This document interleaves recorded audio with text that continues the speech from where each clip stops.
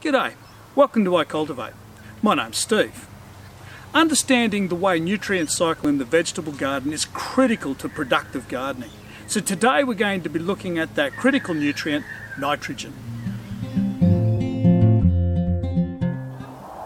The main reason why nitrogen is critical to the growth and the health of all organisms, including the plants in your garden, is because nitrogen is essential to the production of enzymes.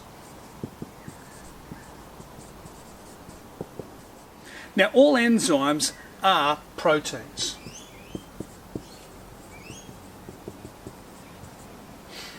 And proteins contain nitrogen.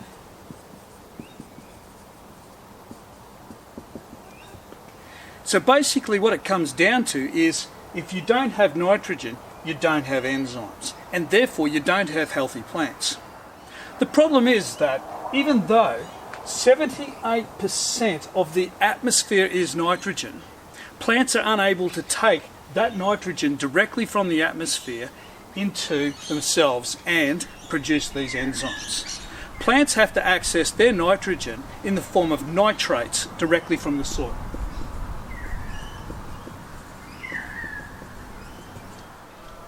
So there's the link between nitrogen and the health of your plants. Your plants access nitrogen in the form of nitrates from the soil, and then they use the nitrogen to produce proteins, and many of those proteins are in fact enzymes necessary for the health of plants. But as a gardener, it is much more important to understand how nitrates get into the soil. If you understand that, you can manage their levels and ensure that your plants always have enough nitrate for healthy growth and development. So here's the trick. 78% of the entire atmosphere consists of nitrogen. But that nitrogen cannot be used by plants. So somehow or other, that nitrogen has got to get down into the soil in a form that plants can use. The first step in that process is to convert the atmospheric nitrogen into substances such as ammonia and nitrites. Now that process is performed by a whole range of different types of bacteria.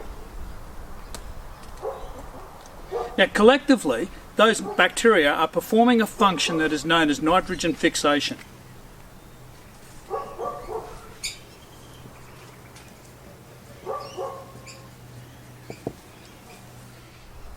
But these substances are still not in a form that can be readily used by plants.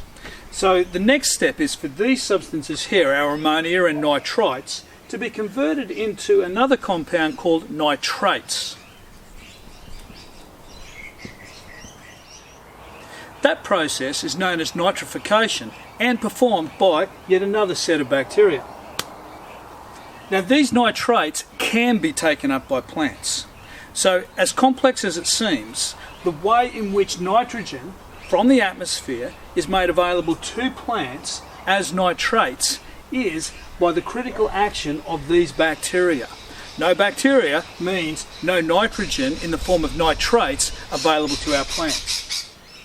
So these nitrates can now be absorbed by our plants. And of course, our plants will be eaten by various animals, and in doing so are absorbing the nitrogen in the form of protein and so on as well. So remember, our plants cannot take nitrogen directly from the atmosphere. That nitrogen is available to the plants as nitrates that have been taken from the atmosphere and converted by bacteria into these nitrates. But of course the cycle can't finish there. The nitrogen that is locked up in these compounds has somehow or other got to get back to the atmosphere. And that's performed by another set of bacteria known as denitrifying bacteria.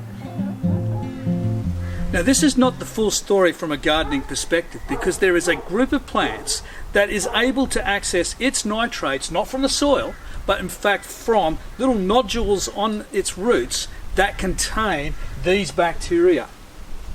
What this means is that they're able to grow in soils that are deficient in nitrates. Soils that have low levels of nitrates because they're getting a lot of their nitrates not directly from the soil but from the bacteria contained in the nodules on their roots. But we'll leave that for another video and another time. I hope you found this video useful.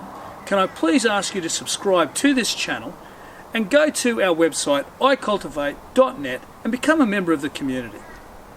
Thanks for watching.